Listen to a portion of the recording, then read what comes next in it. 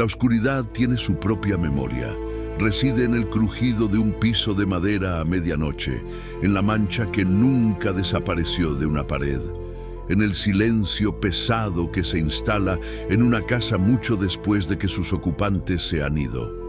Es una memoria paciente que no se desvanece con el tiempo, sino que espera a que alguien se atreva a mirar más de cerca, a preguntar ¿qué fue lo que realmente sucedió aquí? Acompáñenme a apagar la luz del presente para encender la lámpara del pasado. Acompáñenme a caminar por las escenas del crimen mucho después de que la policía se ha marchado. Porque cada sombra tiene un nombre y cada silencio una voz que anhela ser escuchada. Bienvenidos a Historias Glynn. El aire aquí, en el Hospital Juárez, es el aliento final de una era. Huele a cal, a cloro y a la implacable frialdad de la muerte que, lo sé, ha venido a reclamar lo que queda de mí. Afuera, la ciudad se desgarra. Escucho los ecos de la pólvora, el tumulto de la revolución, un bautismo de fuego que busca limpiar al país de su propio fango. ¡Qué gran ironía! Mientras la nación se consume en su purga, yo, que fui su primer y más honesto cirujano, perezco por una fiebre insignificante en este catre de madera. Me gustaría enfrentarme a la muerte con el filo, con la decisión de un hombre que elige su final, pero me toca morir lentamente, como un animal viejo y fatigado. Me han llamado de muchas formas. La prensa, con su apetito voraz, inventó apodos que resonarían en las pulquerías más oscuras. El chalequero, el destripador mexicano. Nombres para asustar a los niños y vender papel a los hipócritas. Pero todos esos nombres son solo una máscara, una capa de pintura sobre la verdad. Ningún juez, ningún sacerdote, ningún fiscal de mi juicio entendió la complejidad de mi alma. No vieron al hombre, solo vieron al monstruo que yo les ofrecí. Pero el monstruo no fue mi elección, fue mi herencia, mi inevitable destino tallado en la miseria y el abandono.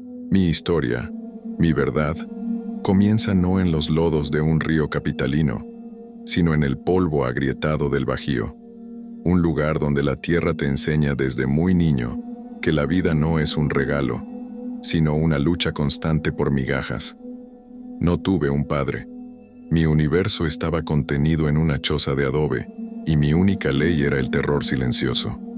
La figura central, la dueña de mi existencia, era ella, mi madre, una mujer cuyo rostro se había convertido en un mapa de la amargura más profunda, un rostro que reflejaba todo el dolor y el resentimiento que el mundo había sembrado en ella, y yo fui el único campo donde pudo cosechar su miseria.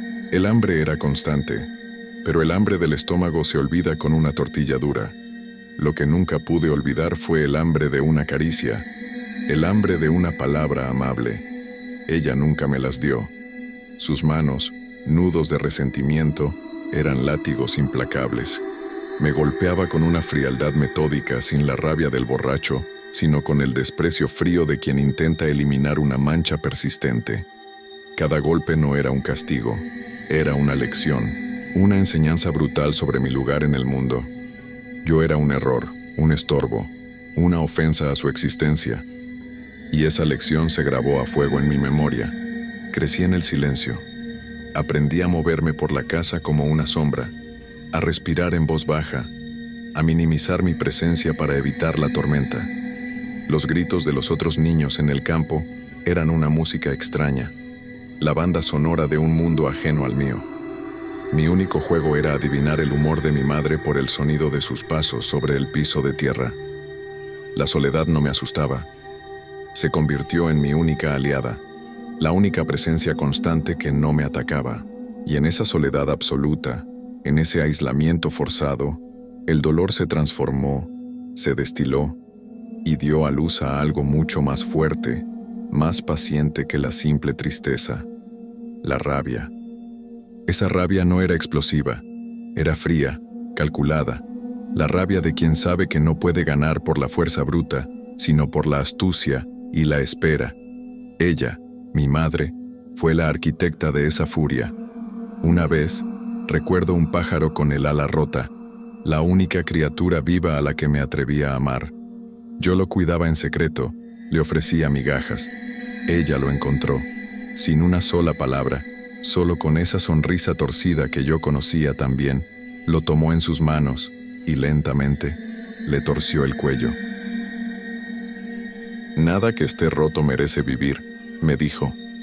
Fue en ese instante donde comprendí la ley fundamental del mundo. La piedad es debilidad y el amor es una invitación abierta al castigo. Esa lección fue la llave que abrió mi mente a una filosofía sombría. Mi odio dejó de ser personal, se universalizó. Comencé a ver el rostro de mi madre en la risa falsa de las mujeres, en la mirada codiciosa de las muchachas del pueblo. Todas eran ella. Todas llevaban la misma semilla de maldad, la misma capacidad innata para la traición y la hipocresía. La mujer, para mí, se convirtió en la encarnación del caos, la fuente primigenia de la miseria humana que había experimentado. Y si el mundo estaba enfermo, infestado por esa corrupción intrínseca, entonces se necesitaba un cirujano. Alguien con el pulso firme y la voluntad inquebrantable de cortar la carne podrida. La necesidad de escapar se convirtió en una obsesión. No era un niño huyendo de casa, sino un soldado graduado de su brutal entrenamiento. Dejé el Bajío con el propósito de devolver al mundo toda la crueldad que me había sido impuesta, pero con una diferencia crucial. Yo no actuaría por simple instinto animal. Lo haría con precisión, con la exactitud de un artesano, con la paciencia de un depredador que conoce los hábitos de su presa. Ya no era un niño asustado. Era un hombre con una misión sagrada, con un resentimiento que ardía como carbón bajo la ceniza. La capital, esa bestia de dos caras, me esperaba como el escenario perfecto para mi venganza. Cuando llegué a la Ciudad de México a finales del siglo XIX, la dualidad de la urbe me fascinó de inmediato. El porfiriato era una época de máscaras. Por un lado, la luz eléctrica, el estilo afrancesado, los paseos dominicales por la Alameda, la promesa de la civilización. Por el otro, la oscuridad absoluta en los callejones, el fango pegajoso, el olor a cloaca y la miseria humana apiñada en los arrabales. Entendí que la opulencia solo existía gracias a la pestilencia que intentaban ocultar, y yo era un experto en operar en la oscuridad, entre la basura que la gente decente fingía no ver. Mi primera necesidad fue la de crear una fachada impecable. Tenía que ser más que un simple trabajador. Debía ser un fantasma, un hombre que no levantara sospechas. Elegí el oficio de zapatero. La elección no fue casual. Me proporcionaba un santuario de orden y control en mi taller, donde el olor a cuero curado me daba una sensación de estabilidad. Más importante aún, el oficio me entrenó en la precisión, el manejo del cuchillo, la costura exacta, el pulso firme.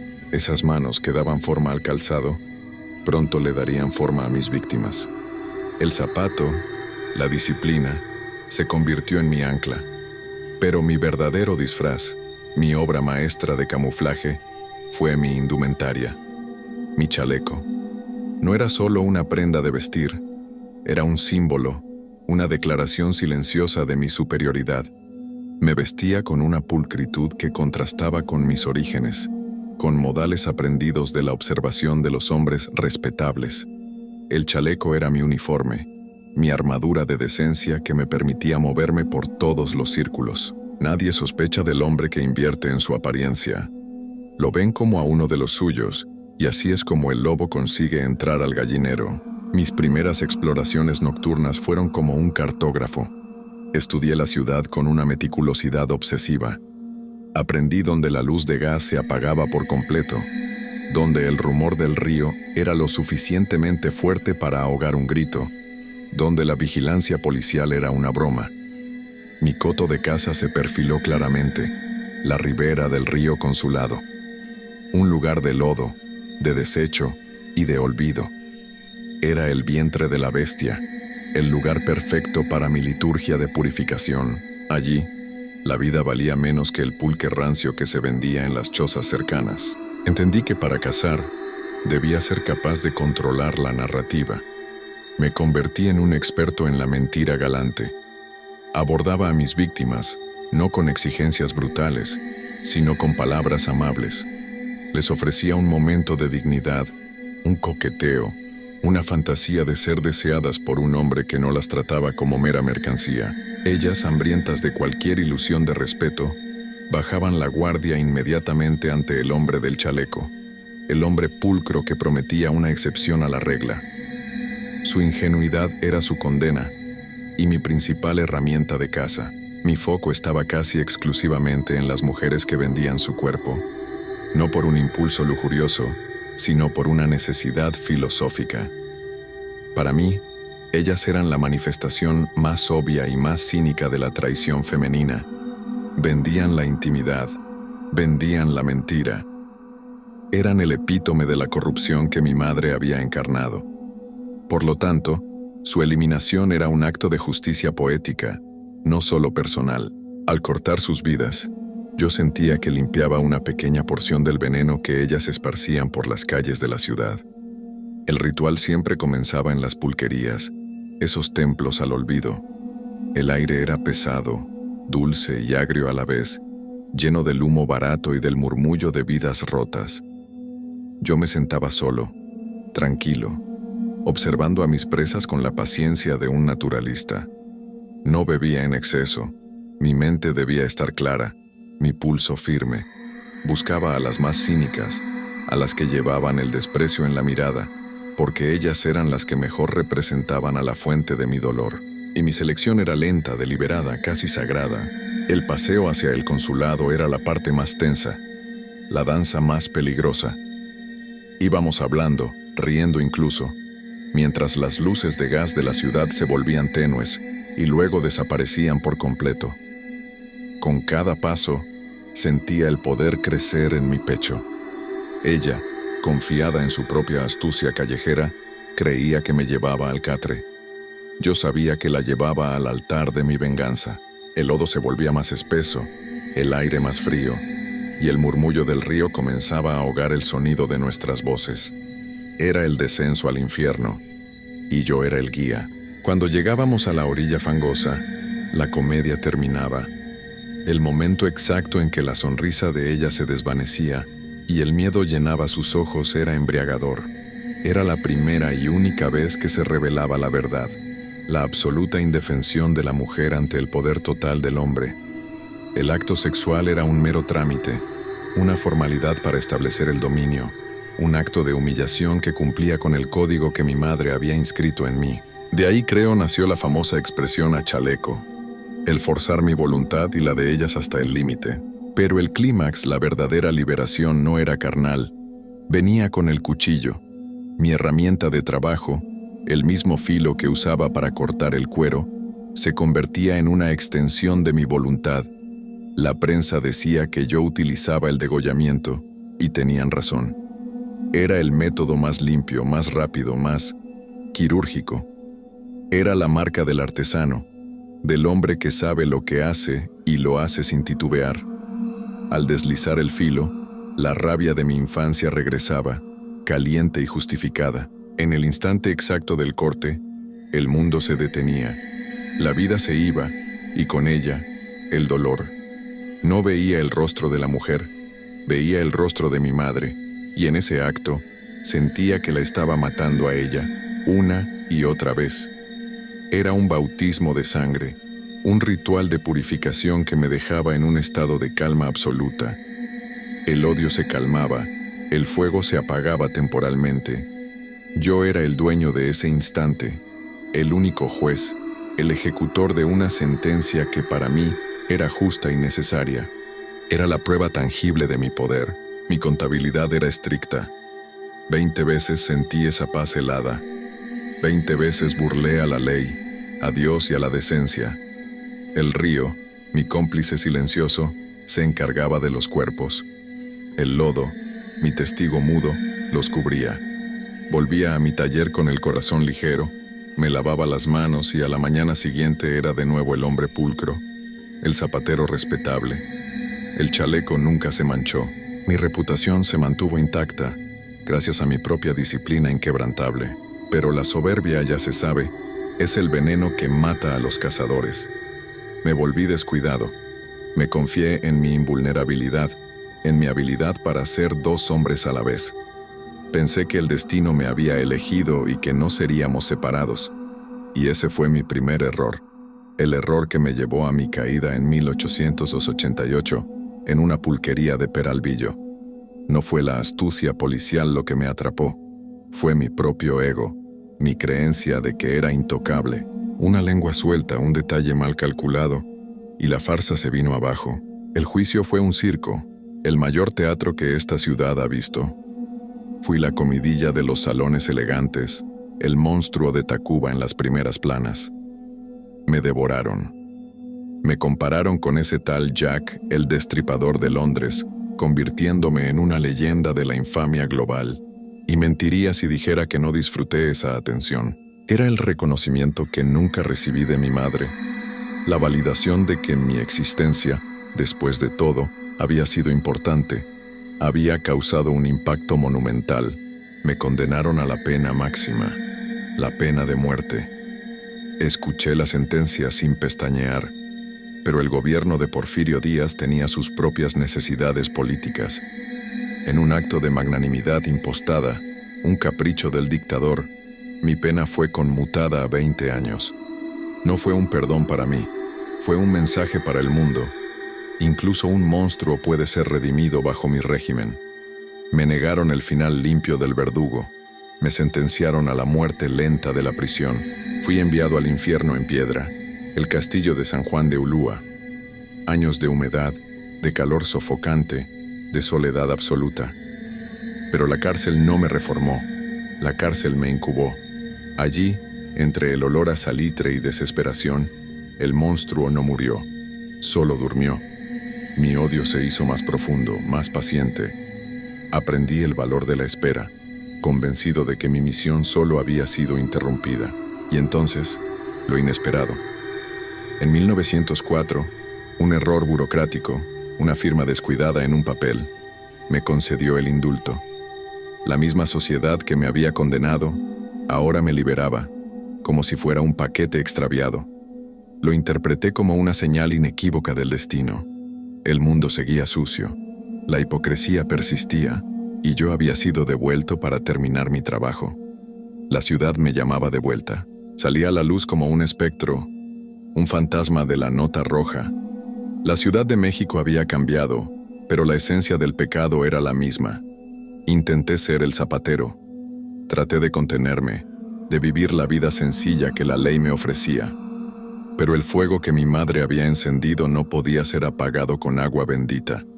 El impulso volvió, más fuerte, más imperioso que nunca. La sed de calma absoluta me consumía. 4 años después de mi liberación, en 1908, la fiebre regresó. Era insoportable. Necesitaba ese silencio, esa paz que solo la sangre podía traer.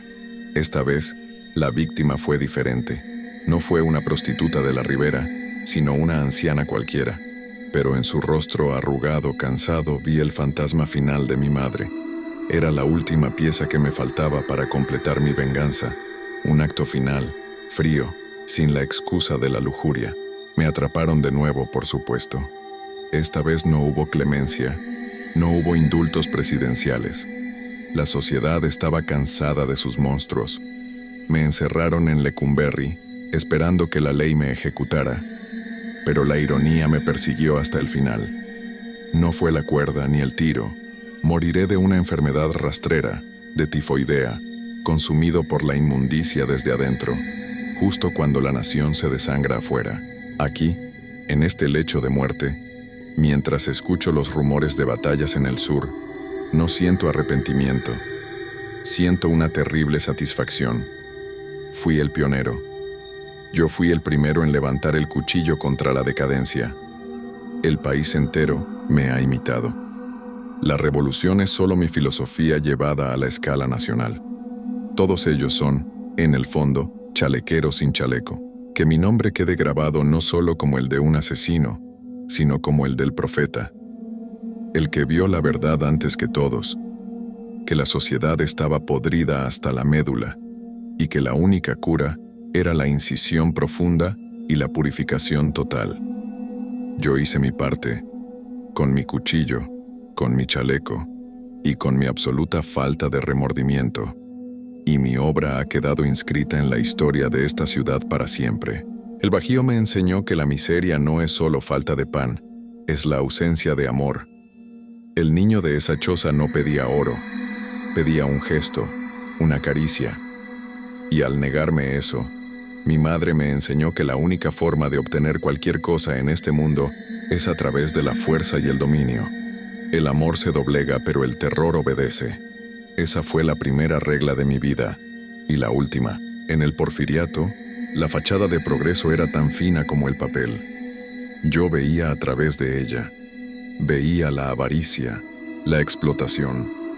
Mi venganza no era solo contra las mujeres, era contra esa hipocresía social que me había negado todo. Al matar a la mujer fácil de la calle, yo sentía que estaba golpeando al caballero de levita que la visitaba en secreto. Estaba nivelando la miseria con la decencia forzada. Mi chaleco era, en esencia, mi uniforme de batalla contra el caos. Significaba orden. Era el intento desesperado de un hombre de poner una capa de pulcritud sobre el desorden interno que lo consumía. Me daba la fuerza para fingir normalidad. ¿Cómo podría un asesino serial, un monstruo, estar tan impecablemente vestido? El contraste era mi mayor protección, mi más profunda burla a las leyes de la apariencia. En mi taller, yo no solo cosía zapatos, yo cosía mi propia identidad. Cada puntada era un recordatorio de que yo controlaba algo, y la precisión del oficio era mi mantra. Me obsesionaba la perfección del corte, la costura exacta. Tras cada crimen, al limpiar mi herramienta, sentía que estaba limpiando el desorden que el asesinato había creado. El ritual de limpieza era tan importante como el acto mismo. La elección de mis víctimas era un acto de condena filosófica. Si hubiera querido placer, habría buscado de otra forma. Pero yo buscaba la justificación. La mujer que vendía su cuerpo era la prueba viviente de la mercantilización de la traición. Eran el símbolo que yo necesitaba para validar mi misión de limpieza. Yo era un justiciero, un ejecutor de la moralidad que, en el fondo, esta sociedad decadente se negaba a cumplir. La danza de la seducción era un juego psicológico que dominaba. Me gustaba ver cómo sus ojos cambiaban de la desconfianza al anhelo. Les ofrecía la idea de ser tratadas como damas, aunque fuera por unos minutos. Les daba la cortesía que yo nunca tuve, y cuando las guiaba hacia el consulado, sabía que les estaba dando un final que, en mi retorcida lógica, era mejor que la lenta podredumbre de su vida en la calle. Un final rápido y definitivo. El río Consulado era mi santuario. No me sentía culpable allí. Me sentía libre. El agua sucia que arrastraba los cuerpos era mi cómplice silencioso, mi confesionario sin cura. El murmullo del agua ahogaba los gritos y me recordaba que, al final, todo se reduce a barro y olvido.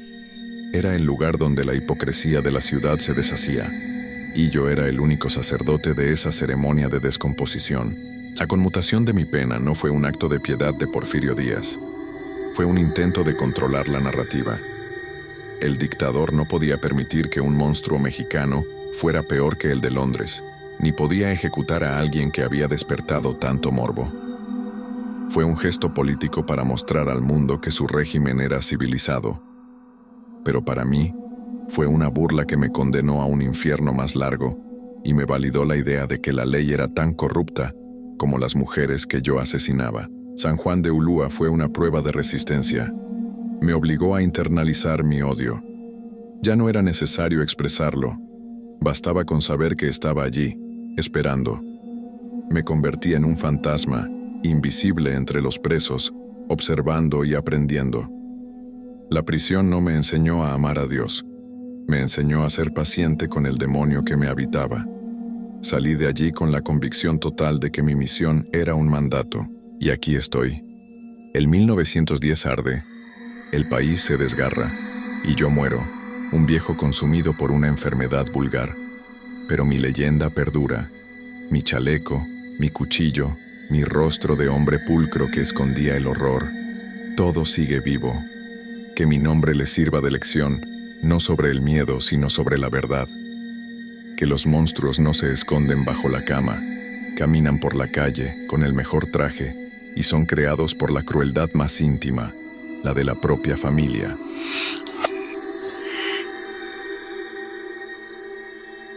La historia que acabamos de explorar nos deja con una certeza inquietante. La realidad siempre supera a la ficción. Pero ¿qué opinan ustedes? ¿Fue justicia, venganza o algo completamente distinto? Quiero leer sus teorías y reflexiones en los comentarios. Juntos podemos iluminar los rincones que la historia oficial dejó en penumbras. Si disfrutan de estas inmersiones en el misterio, suscríbanse y activen la campana para que no se pierdan nuestro próximo caso. Recuerden que cada archivo olvidado tiene una voz. Nosotros solo nos detenemos a escucharla.